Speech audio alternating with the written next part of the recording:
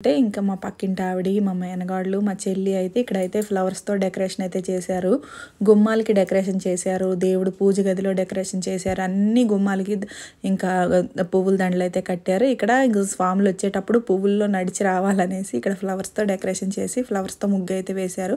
చాలా చక్కగా అనిపించింది, చాలా బాగుంది.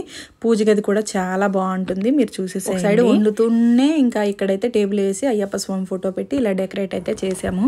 సో హాయ్ అండి, ఇప్పుడైతే అన్ని వంటలు పూర్తయిపోయి స్వాములు కూడా వచ్చేసారు. ఇంత పొద్దున్న లేచి చేసేసరికి గాబర్ అయిపోయింది.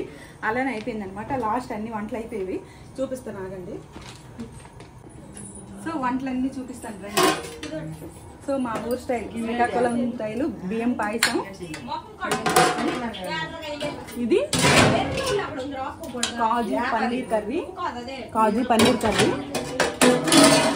అప్పడాలు, పప్పు టమాటా, ఇది బేబీ కార్న్. దీంట్లో ఇంకా జీడిపప్పు వేయాలి, జీడిపప్పు పల్లీలు వేయాలి. ఇది వెజిటేబుల్ బిర్యానీ, ఇవి అప్పడాలు, ఈ అప్పడాలు నెయ్యి అప్పడాలు, చిప్స్, ఇది పెరుగు, గట్టి పెరుగు, ఇది కొత్తిమీర టమాటా పచ్చడి,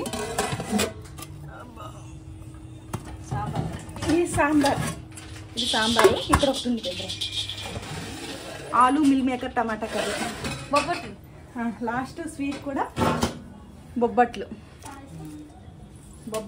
పాయసం. స్వీట్లో రైస్ అక్కడ ఉంది, ఇక్కడ ఉంది రైస్. రా అక్కడ ఉంది, ఇక్కడ చూపి.